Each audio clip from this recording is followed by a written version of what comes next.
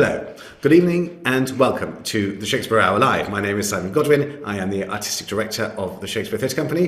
Goodness me, we've missed you. It's been a while since we've been on air. I remember, as I'm sure many of you do watching this evening, those weeks when we were doing this every week. Well, we're now doing it show by show, and indeed it's a special event this because we're doing 3 Shakespeare Hour Lives in regard to a single play. And that play is The Merchant of Venice, currently playing in our beloved partner theatre, if I might call them that, Theatre for a New Audience in Brooklyn, where it's playing to sold-out houses, which is terrific, before coming to Washington, where I'm sure many of you will be seeing it. So I want to, if I may, before I introduce our distinguished panelists, let me make some thank yous to, of course, our wonderful sponsors. So Shakespeare Live is made possible through the visionary support of the Beach Street Foundation, and Shakespeare Theatre Company's 2001 and 2022 season is made possible by Michael R. Klein and Joan Fabry and the Harmon Family Foundation. My thanks, as always, to all of them. Okay. Well, let's get on with our guests. It's a great pleasure for me to start by introducing Jeffrey Horowitz, who is the founding artistic director of Theatre for a New Audience in Brooklyn. He began his career as an actor, appearing off-Broadway, on Broadway, and in regional theatres before founding Theatre for a New Audience in 1979. Goodness me, some time ago, but he's really going strong, as you're about to find out. He has served on the panel of the New York State Council of the Arts, the Board of Directors of the Theatre Communications Group, the Advisory Board of the Shakespeare Society, and the Artistic Directorate of the Globe Theatre in good old London. His honours include a 2019 Obie Lifetime Achievement Award. Here's, of course, Jeffrey Horowitz. Jeffrey, good evening. Good evening, Simon. Hi. Hi. How Hi, are you? Simon. Hi, Jeffrey. How are things? Yeah, they're terrific, Simon. Yep, it's a lovely day here in New York, and I'm thrilled to be having this discussion. It's a wonderful play to reflect on, and so thank you for having me. Well, great that you're here, Jeffrey. And so the show is, by all accounts, going. They're doing it this evening in Brooklyn. Is that right? They're doing it. They're starting in a few minutes. The show is completely sold out. There's not a seat left. It's great. People are very interested in its production, and it's touched something in people. Yes. So and it's a very rich play. It has lots of questions and very few answers. So it's a very good play to talk about, but it's a very emotional play. Yes. So it engages people, and in its mystery, which is a wonderful kind of dramatic form to be responding to as an audience member. I'm very happy with it. Great. And actually, Jeffrey, isn't it wonderful that Shakespeare can still sell out a theatre? I mean, that's a wonderful thing in its own right. Yeah, absolutely. People don't think of this as an old play. I mean, they are responding to it as if it's absolutely urgent right now. I mean, part of what's in this production and in the play is polarization and fragmentation, and those qualities, obviously, as well as religious hatred, anti-Semitism, etc. But people are responding to this and saying, "This is our world." Right. No. Well, what are we going to do about this? Right. Yeah. So we're already on topic, Jeffrey. Brilliant. So there's going to be a lot to talk about this evening, both the play and the production. Let me now introduce, if I may, Jonathan Kalb, a professor of theatre at Hunter College and the Cooney Graduate Centre, as well as the resident dramaturg of Theatre for a New Audience. He's the creator and moderator of the public event series Theatre Matters, an artists and critics review panel as part of the artists and critics review panel at Invisible Dog Centre, and he's twice received the George Jean Nathan Award for Dramatic Criticism. He's written for the New York Times, the New Yorker, The Nation, Salomon Gundi, the Threepenny Review, Salon.com, and many other publications. He was a regular theatre critic for the Village Voice between 1987 to 1997, and the chief theatre critic for New York Press from 1997 to 2001. From 2003 to 2016, he edited the theatre web journal hotreview.org, which he founded. I've also had the great pleasure of working with Jonathan at my own productions at Theatre for the Audience. He's a wonderful collaborator and a man deeply immersed in theatre, and we're thrilled that he's with us tonight. Jonathan, hi. Hello, Simon. Thank you so much for having me. It's good to be here. Great to have you on the show. I'm sorry that we haven't had you on the show before, Jonathan. For a man that's so steeped in Shakespeare, I feel like, well, we finally got you. Well, I'm very happy to be here. Great. And Jonathan, actually, maybe you could just share with the viewers, sometimes people ask me what a dramaturg does on a production. I mean, I know it's a big question, but how would you sort of describe that? A dramaturg is someone who brings the expertise and experience of scholarship and criticism into the production process and works on shows rather than writes about them afterwards. So you're sort of a kind of fount of wisdom about the context, about the edit, about the decisions that other people have made that could be informing the decisions you're making as the director. Is that a fair summary? Well, it's for other people to say whether I'm a fount of wisdom. I try to help. I think of myself as a collaborator, and there is no use for me if I'm not trusted by my colleagues. So that's the first qualification. Well, I certainly found you to be a fount of wisdom, Jonathan. So as well as a lovely collaborator. So welcome to the show. Thank you. Now, I'm going to be introducing now Dr. Carole Levin, who I think is on the show for the third time this year. Yeah, that's right. She's nodding, so that's good. I got that right. Yes. Great. So let me just recap on Carole's distinguished career, if I may, in a few sentences. She is the Willa Cather Professor of History at the University of Nebraska-Lincoln, where she specializes in early modern English cultural and women's history. She's the author or editor of 19 books. She co-edits the series Queenship and Power for Palgrave and the new interdisciplinary approaches to early modern culture, confluences and context series for Routledge. She is a fellow of the Royal Historical Society and was a Fulbright Scholar at the University of York in 2015. Hello, Dr. Levin. Hello, Carole. I am so happy to be here and so honored. And I'm especially thrilled because I too think this is a play that has so much to speak to in terms of our lives today, as well as how important it was from the time it was written in the late Elizabethan period. Yeah, thank you, Carole. And I think I want to stress for those people that haven't seen the show yet, we are going to be trying to talk about very much the play as much as the production and trying to grapple with the origins as much of anything of this play that has continued to haunt, provoke, challenge, move, entertain audiences ever since, right up to these full houses that we're hearing about in Brooklyn. Also with us tonight is monitoring the chat is Sierra Culbertson, SEC's Development Coordinator. Good evening, Sierra.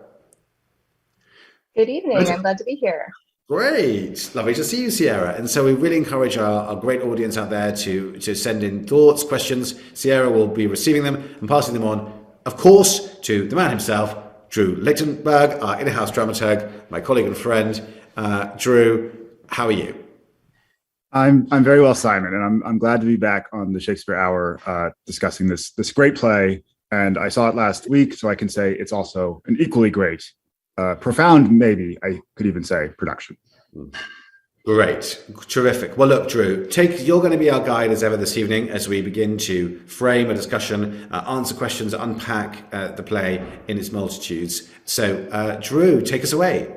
Yeah, so the title of tonight's conversation is A Director's View Inside the Production. And it's great that we have members of the creative team from Theatre for a New Audience here to discuss how the production was developed. And I think, Jeffrey, you were already talking about polarization, prejudice. What I'm really interested in starting to talk about tonight is what the scholar Norman Rabkin has called the problem of meaning in regard to this play. This is one of Shakespeare's most popular plays. I know at Shakespeare Theatre we do it pretty much every 10 years, always to sold out houses. And yet Rabkin notes that productions throughout history have inspired interpretations that are almost diametrically opposed to one another, as if it's multiple plays or contradictory plays that cancel each other out at the same time. So Jonathan, I think starting with you as the dramaturg, who worked with Aaron Arbus on developing this show from conception to rehearsal to staging, it would be really interesting to hear some of your initial thoughts about how you approached this process not just interpretation, but reinterpretation. And I think in many ways coming up with what I thought were some revelatory new approaches to this, one of Shakespeare's most profound and also controversial of plays. Thank you, Drew. I appreciate the question. I appreciate the way that you put those questions to us. They made me think a bit about what I wanted to say in introducing this. So I would like to take the bull by the horns and grasp immediately the discomfort that surrounds any production of The Merchant of Venice. The first question anyone has to answer in planning a production of The Merchant of Venice is, why are you doing this play? Because there are many strong and compelling reasons not to do this play.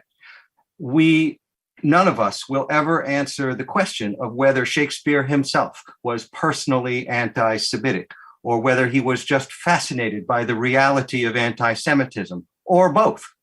None of us will ever resolve the question of whether the role of Shylock, with all of its glorious interiority and depth and richness, somehow compensates for the ugliness in the story or transcends the ugliness in the story. We're not going to resolve that. There can't be any doubt that Shakespeare deliberately utilized anti-Semitic stereotypes and derogatory tropes about Jews that were current and popular in his era, in this play. He did it for his own artistic reasons, theatrical purposes. One of his purposes was clearly to create a hit for his theater that could outdo Christopher Marlowe. That wasn't his only purpose. But all of that understood, we have a clear answer to why we are doing this play. We are doing this play because John Douglas Thompson, a great actor, wanted to do the role of Shylock. He has a long collaborative history with our theater and with the director, Aaron Arbus, and he wanted to do Shylock. And around that core reality, in the planning discussions, it was decided with John and Jeffrey and Aaron to create a production around not just John, who was Black, but a diverse cast, and see where that would lead. So now let me just make another bracketed statement. A good director is basically a storyteller, someone who clarifies the story of a play with all the materials at her disposal or his disposal, meaning actors, design elements, everything. The biggest misunderstanding about good directors is the idea that they are people who come in on the first day with big, bright ideas, and then they just execute them. They just impose them on their collaborators. In other words, working from a concept. That's actually a pretty good definition of a bad director, okay? A good director certainly has ideas going in, has done a lot of preparation, but she uses the rehearsal process to dive deep into a text and find the details and the nuance of the story that needs to be told, that asks to be told with these people. This is a hard process. It's a collaborative process involving particular people over weeks. What should this scene be with us, with these people? What is this character's journey in this production at this time? And one of the most remarkable things about Aaron Arbus, with whom I have now done 9 plays, is her willingness and comfort with saying, I don't know. What she means is, I don't know yet. She will say, I don't know yet about even major questions that you might think she should have the answer to. What she means by saying that is, I have too much respect for the importance of this question to give you a quick answer or a premature answer, but I promise you, I will find out.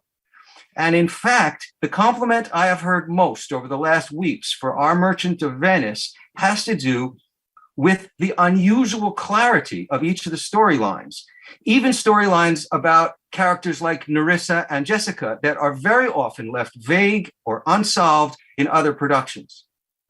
The thing is, in order to see the sort of virtues that I'm describing, you have to look at what's in front of you in the production.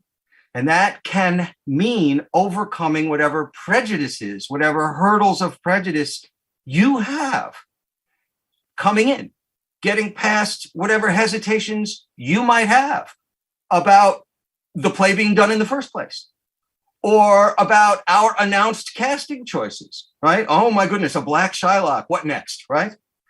So it's worth mentioning, because this play is coming to your theater soon, that we've been confronting this since the moment our production was announced. People reacting to the idea of it rather than waiting to see the work itself. And I would argue that even some reviews of our show, even though it's now sold out and it has found its audience, even some reviews have really been about the idea of doing this show and not about the show. We have pushed some buttons with this show, and that means sometimes making some people react with closed eyes rather than open eyes. But Merchant of Venice has a very disturbing history. It's a play, as you said before, that is steeped in anti-Semitism itself and has a production history that includes examples of the play's deliberate use to perpetuate anti-Semitism. People are not wrong for finding that uncomfortable. I spent an entire morning in rehearsal summarizing this hideous history of the play's production history for our cast, so that they would be aware of it as they explored and found their relationship to this story. And we all need to remember that the play is not going away. As you said, you do it every 10 years. Theater for a New Audience may do it even more often. We are and will continue to have to confront it as part of the classical repertoire, and actors are and will continue to want to play Shylock. So what's our responsibility in the face of that? It is to find our relationship both to its hideousness and its greatness, if we believe that there's greatness there. But what is it?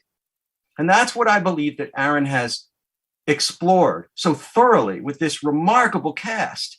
It's the reason so much of the production feels new, despite how many times we've all seen the play in this production. And even I've seen this play. Carole said she's seen it 6 times. I think I've seen it 6 times also. And I learned something new in this process about the play, and I learn something new every time I go see it. So that's how I was hoping to frame this, and those are my introductory remarks. I'll let somebody else talk. Well, wow, Jonathan, thank you. I think that I think Sam Waterston and you hold the have the conch for the lengthiest and most erudite essays opening one of our Shakespeare hours. I want to say, Simon. I want to say, Jonathan, just thank you, because as a director listening to that, it's just a brilliant account of what a director. I mean, you began by talking about what a dramaturg does, but you really answered what a director does. And I would just second everything that you've said. And I think it's a very, in a way, modest, but in also a very profound way of describing a director as storyteller, who is, as you say, evolving a version of this play in the company of others, not least ultimately the audience. And I also applaud you, Jonathan, for just being so candid about what the play is, what can be done without beginning with us speaking the truth about this object, which is so multifaceted, problematic, horrifying, and yet profound. True.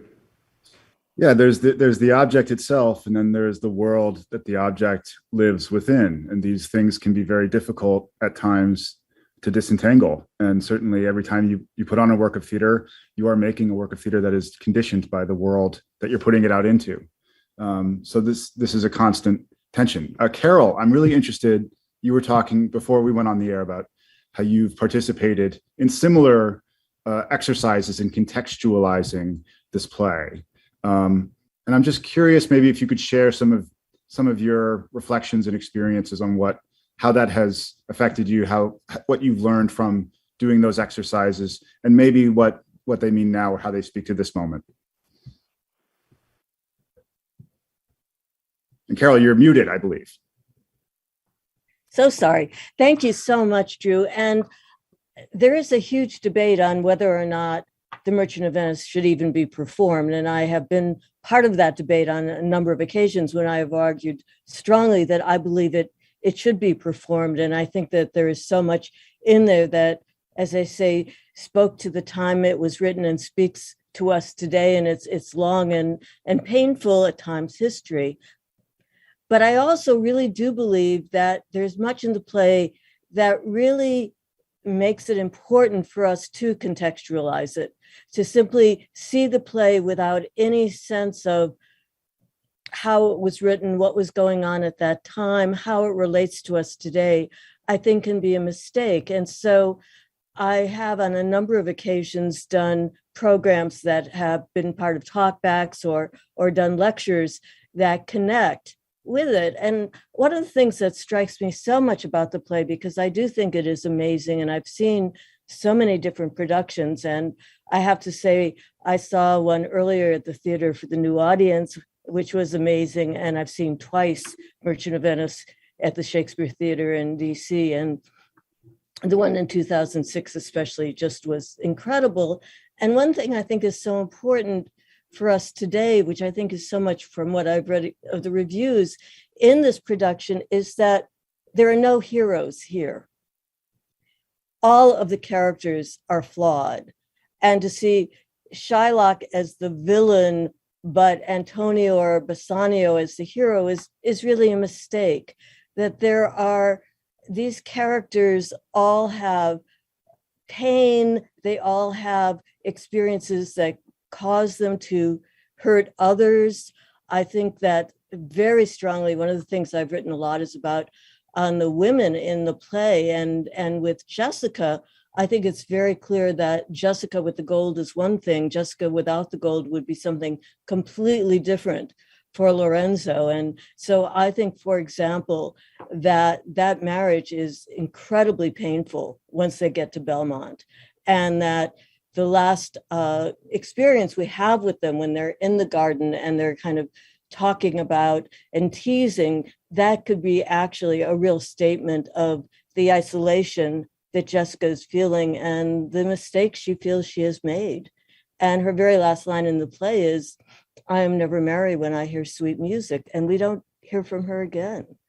So I think that there's so much that is really rich in the play, and looking at the kind of divisions in our society and looking at the divisions that were in Queen Elizabeth I society, and seeing how they really are important to us today is significant. And what a great production this appears to be. Mm. Thank you, Carole. That's very moving, just hearing that beautiful line about the planets and being married, and that you quote. And I am recalling the moment in this production which really identifies the loneliness that you're describing, Carole, and very elegantly, which we might return to. I wonder, Drew, whether you have any thoughts about the need to contextualize before we hear from Jeffrey. Yeah, well, there's something, Carole, that you said about everyone being a villain in this play. Which I think is something that comes, not a villain in this play. I should amend that, being very human in this play and flawed, neither a villain nor a kind of angel or a saint. And it's obviously there's the historical facts that are argued over and debated endlessly. The fact that in 1290, supposedly all of the Jews were expelled from England by the order of, I believe it was Edward, one of the Edwards. It was Edward the First. Edward the First, right? The Edward. And whether or not there were small communities of Jews living in London, that Shakespeare would have had, he knew French Huguenots, he lived in a very cosmopolitan part of London. So was his depiction of Shylock based on? There are these kinds of rabbit holes that you can get tangled up in when talking about the play and contextualizing it. And there's also some questions coming in about the relationship of this play to Marlowe's play, The Jew of Malta, which I believe Theatre for a New Audience did in rep. With F. Murray Abraham. Jeffrey, I think you directed those two productions, and those two plays speak to each other in very interesting ways and have a very interesting relationship. So there's contextualization that can sometimes actually, as Jonathan was saying, lead you away from the object itself, lead you away from the artwork itself, which I think has a kind of autonomy and an integrity that is very different from all these very complicated questions of history, and then the reception of the play after, which is also a whole other can of worms. Simon. Well, that's excellent. And I think one of the big discussions we're having this evening is about this very theme of the now and the then, the object and the context, and how to negotiate with understanding both things, and how, as you said, Jonathan, at the beginning of our discussion this evening, to approach these things with eyes open rather than eyes closed. It's part of what makes theatre so valuable as a social activity, I would argue. Before we hear from Jeffrey, I'm just wondering, Drew, whether there are some questions that folks have shared that Jeffrey can start to, in a way, also speak to in his comments, and then we'll obviously go back and hear from Jonathan and Carole as we grapple with those. But just to sort of contextualize Jeffrey's talk with some questions would be wonderful, or thoughts or reactions. Drew. Yeah, so we have a question from Barry Fleischman, which is about Portia's wedding box scene. So these are the scene of the three caskets, this kind of lottery that Portia, the wealthy heiress, stages in Belmont as actually a kind of condition of her dead father to find her suitor. So Barry Fleischman asks, is it as easy as nothing as it seems? Seemingly, this is Barry's interpretation of the play, that the external appearance is very different from the inner desire that the characters feel. If Portia and the other non-Jewish characters in the plays are anti-Semites and villains, and Shylock is the beleaguered victim, is that a kind of reduction of the play that is maybe counter to its original resonance? And is this Shakespeare's successful example of a response to a failed version of the same tropes in Marlowe's play, The Jew of Malta? Lots of questions there. Kathy Rondon asks, similarly, how does the treatment of Shylock compare to the treatment of Jews in contemporary plays? So this question of like the relationship or the anxiety of influence between Shakespeare and Marlowe, The Jew of Malta and The Merchant of Venice. And maybe Jeffrey, since you did direct the two plays in rep, it might be interesting to hear your thoughts, as well as on Portia's casket sequence in Belmont, which I agree is a kind of key or a way of decoding something that's going on in the play. Great. Well, first, I did not direct the plays, The Jew of Malta and Merchant of Venice. I produced them. The Jew of Malta was directed by David Herskovitz, and The Merchant of Venice was directed by Darko Dresniak. They were performed by a single company in repertory, led by Murray Abraham. So I just want to just say that. But we did it in a season in which we were exploring how Jewish what we now consider stereotypes, were treated by three different artists, Marlowe, Shakespeare, and then we did Dickens. We did an adaptation of Oliver Twist, so we did Fagin. So that was in 2007. The first thing I want to say is, I want to go back to something that I think has been kind of gone over quickly. When Aaron decided to do this play with John, it was very important to her that she do it with a multicultural company. Now that I've never seen before, because usually Belmont is cast with the power structure in the society, and I've only seen it cast with white actors. And if you look at the cast list, there's 3 Jews in the play, and everyone else is either Elizabethan or a non-Jew. Yes, there's Morocco and Aragon, but they're small roles. What Aaron did was to say that she wanted the audience to be aware of race. She wasn't doing a racially blind production. She wanted a production where, in this particular case, we worked on it in a workshop on Zoom during the pandemic, where, for example, the actor playing Portia was from Puerto Rico. And there was a long discussion about, well, just because I'm Puerto Rican and I'm called BIPOC in our society doesn't mean that there's not prejudice, racial or prejudice about skin color with Puerto Ricans and Blacks. And all these actors, because they were allowed to be in this process of the play who they actually are as people, it released something in the actors. They weren't playing an idea. They were tapping into their own experience. And when you see the play, most of the actors are of color. Now that's the first thing that I want to say. Now, Drew, can you help me? Because you went on, you mentioned the production of Malta and Merchant, but then you were talking about Barry's question. And I don't really, maybe you could frame the question again that you'd like me to address. Yeah, well, I guess what I would be interested in hearing, Jeffrey, and I think this may answer the question, is how do Marlowe and Shakespeare differently approach some of these anti-Semitic tropes? And is there a way for, I mean, as Jonathan was saying, we will never know what Marlowe or Shakespeare really believed. They're radically different. They are radically different plays.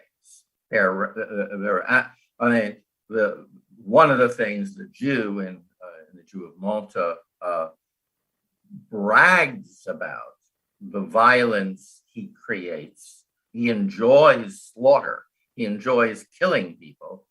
He enjoys acquiring wealth. Whereas the Jew, whereas Shylock in The Merchant of Venice, he hasn't killed anybody. And he doesn't want to kill anybody. The notion of the pound of flesh, by the way, is fascinating. You know, that phrase had never been used before.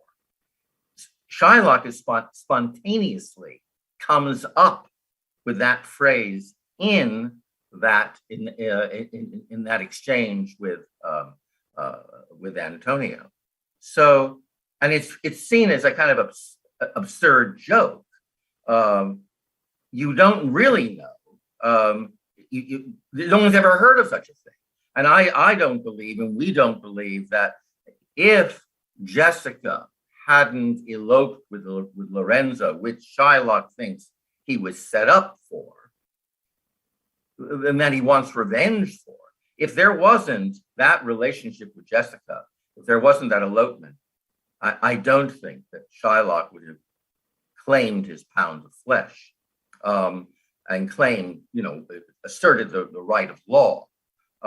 So that's my view of it.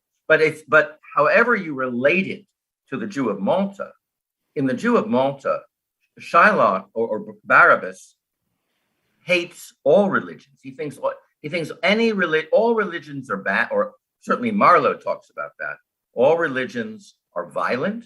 They lead to aggression, and he's very proud of the number of killings that he's done. Shylock's not proud of that whatsoever. I think that's an excellent. In a way, we already in a way discovered through your excellent discussion of those two plays that compared to at least that play, the rendition and the description of Shylock was pretty radical for the contemporary audiences, at least in Elizabethan England. I'm guessing. We have to take a brief moment of. I'm going to just do a little tiny broadcast about related episodes, and then we're going to come back, if we may, to Drew, and then probably to Jonathan, Carole, and then indeed back to Jeffrey as more questions appear, and we just keep discussing these excellent questions together. So, ladies and gentlemen, this is the first of 3 episodes on The Merchant of Venice. On your screen, I hope now you can see the episodes we have scheduled for the next few weeks in preparation for the show, which begins on March the 22nd in Washington. We hope to see all of you at the theatre for this extraordinary production. And yes, those I hope have duly appeared. And now we're back on our discussion. And I imagine, Drew, we might also have a chance to hear a little bit of text from folks. But Jeffrey, I know is keen to come in. Jeffrey, do you want to come in quickly? I can give you a minute. I just want to say one thing about the difference. Can you imagine in Elizabethan England when Jews were banned? Can you imagine in an open-air theater, in the daylight, what it must have been like for the actor playing Shylock to look at 1,200 people and say, "Hath not a Jew eyes?" Where he's talking about the equality of all human beings. Can you imagine what it was like when he looked at the audience and he said, "You have your slaves"? Now, to me, that was a radical act. Jews were banned, and Shakespeare. And there's no equivalent to that in the Marlowe play. Right, excellent. John is keen to come in there. Drew, if I may just quickly, in case, I just want to include some more thoughts and questions from audience so we can collect some feedback, and then Jonathan will take the floor. Drew. And actually, this was another one of the questions I sent to Jonathan. People are asking in the chat about this play's relationship to genre. Kathy Rondone asks, is Merchant really a comedy? Will it always be termed a comedy, or will it one day fall out of this category? And similarly, Deborah Ann, who saw the production in New York, is asking about the quality of laughter in the performance. Do you think the laughs in the play are at Shylock's expense? And are they somehow in conflict with what Jeffrey was talking about, this extraordinary humanist sympathy that we have for the character? And what I thought was so remarkable about the production was the very bold use of comedy, and then the very bold interruption of that comedy with something that happens on stage that causes us discomfort, which I also see in the dramaturgy of the play itself. So Jonathan, you had your hand up. I hope you can answer that question. And also remember the brilliant thing you were going to say. Let me try and answer, kill a bunch of those birds with one stone. I think that the difference between what is funny, truly funny, we find funny, and what is funny in quotation marks is important to talk about when you're doing this play.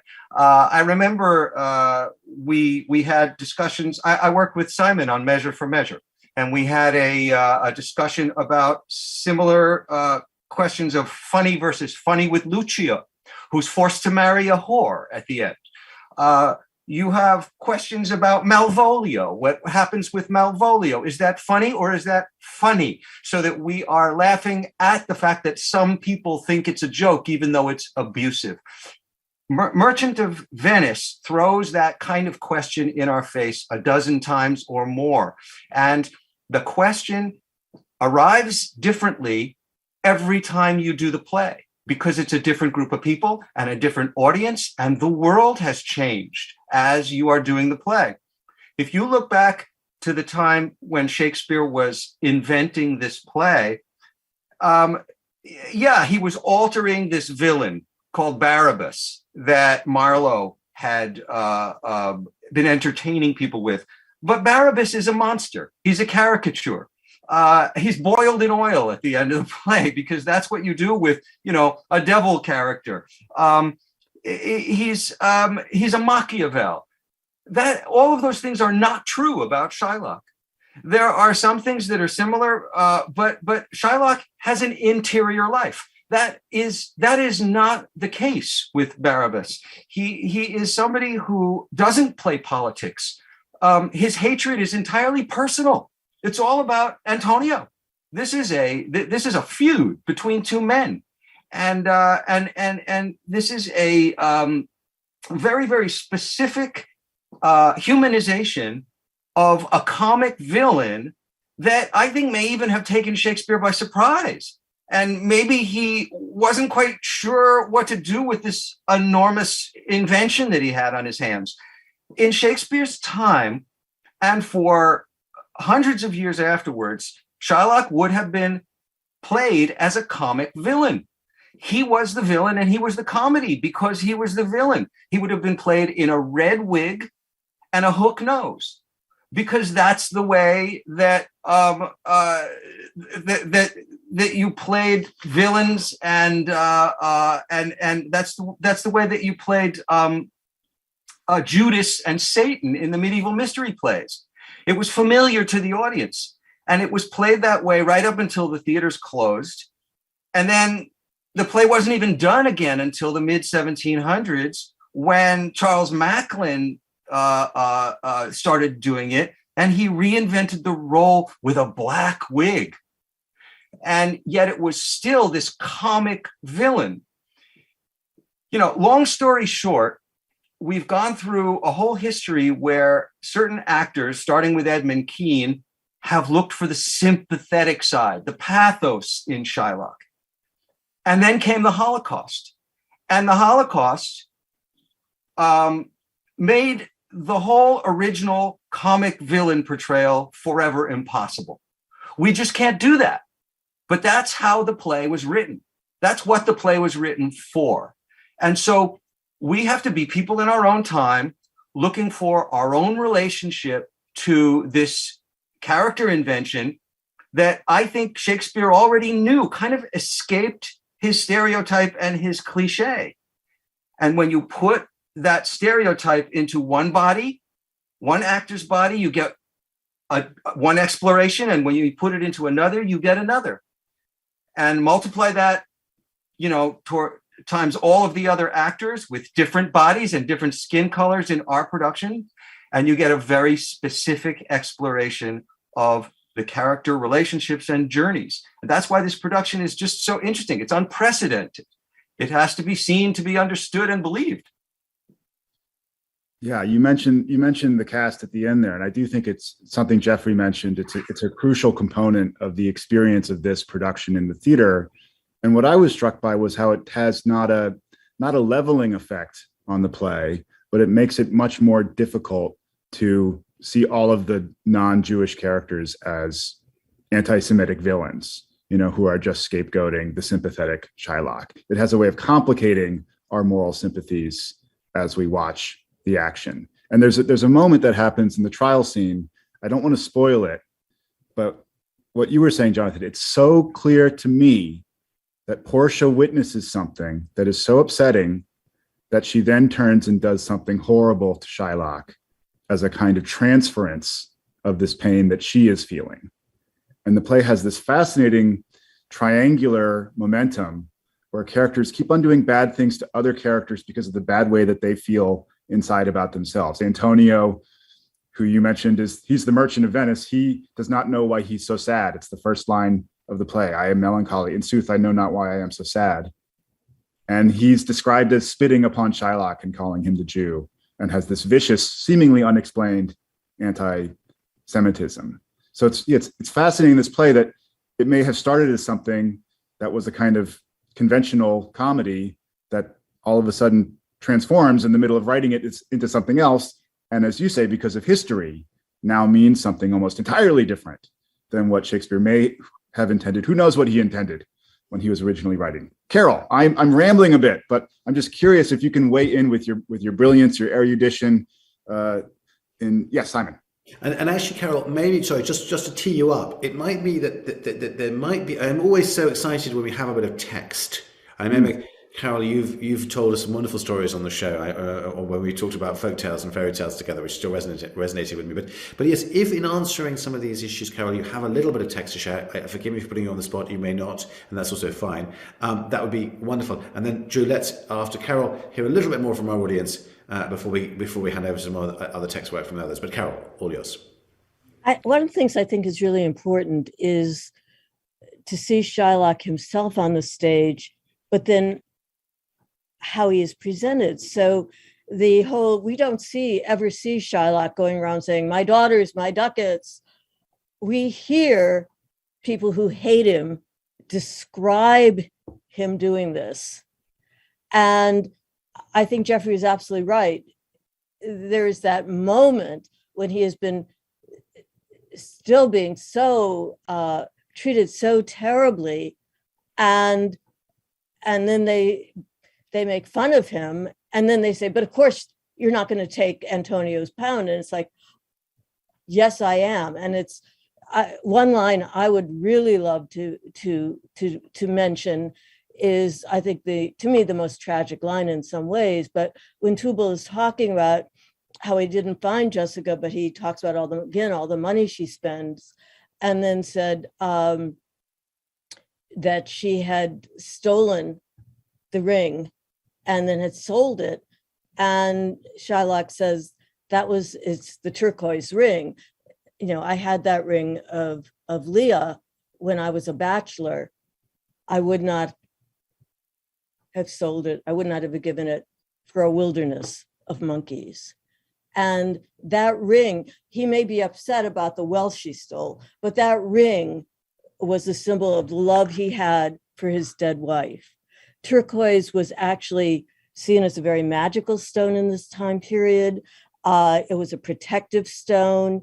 And in giving it to Shylock, giving it as his wedding ring, Lee may well have wanted to give him that because it would protect him, and he would need that protection, being in the Jewish ghetto in Venice.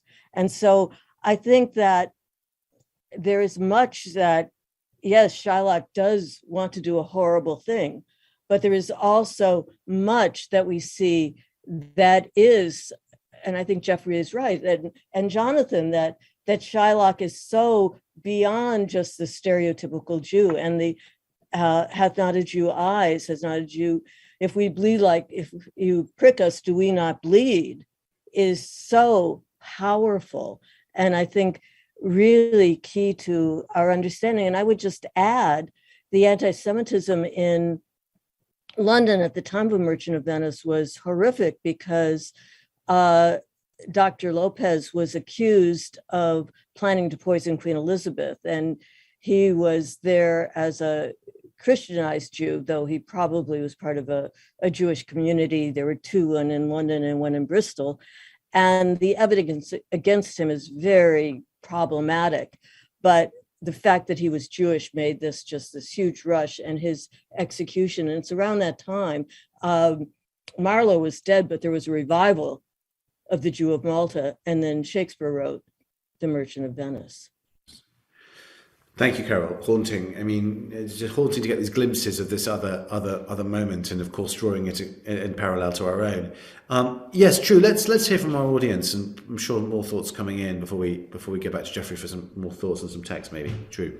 And Carole, of course, referring to Rodrigo Lopez, the Portuguese doctor in Elizabeth's court, who I think, is it right, Jonathan? He was killed in 1589. Putting you on the spot now, but at some point in the late 1594. 1594. So I was way off. That's like an ocean of time in Shakespeare, his career. It is true. It is possible that Shakespeare was in the crowd when he was drawn and quartered, and it was a public execution and a huge public event. There's no way he could not have known about it, and he may have been there. Yeah, and it's interesting that you have a Prince of Morocco in this play. The play is set in Venice. Shakespeare returns to Venice for Othello, which is also a play about a social outsider. We've mentioned Measure for Measure, which is similarly set in Vienna, another V city, another city on the far fringes of Europe, between Europe and the Ottoman Empire. So there's something about Shakespeare's imagination that was triggered or unleashed in this period. He became very interested in these questions of insider and outsider, who belongs in these social categories. Kathy Rondon is asking about comedy again. Comedy just refers to the way the play ends, correct? Is this Aristotle's distinction between comedy and tragedy?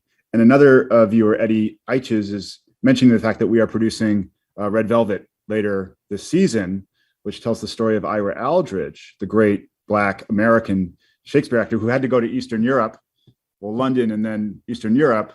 And actually one of the roles that he wanted to play most deeply was Shylock. So in some ways, there's precedent for John, an extraordinary, probably the greatest North American Shakespeare actor alive, wanting to play Shylock. He's very much in Ira Aldridge's footsteps in that way. Excellent. Well, look, what a great thank you trailer for Red Velvet. Thank you to that audience member. We've got 5 minutes left, so I think it's time for us to hand back to Jeffrey. Jeffrey, I'd love you to kind of sum up where your thoughts are now. You might want to share a bit of text. So I'm going to give you 2 minutes, then we're going to hear from Carole for 2 minutes, and then Jonathan for 2 minutes, and then that is us almost done. So Jeffrey, take us away.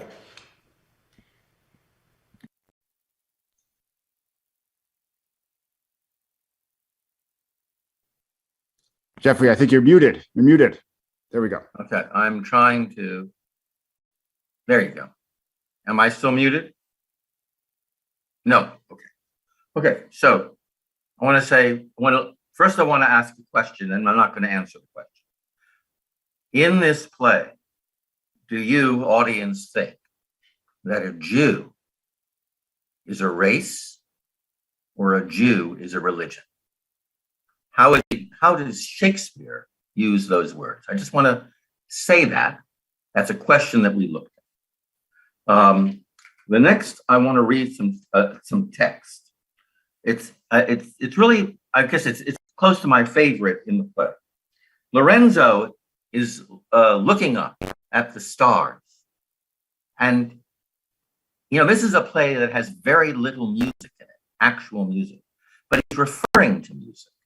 And he says, talking about the harmony in the spheres, and he says, but whilst this mighty vesture of decay doth grossly close it in, we cannot hear it.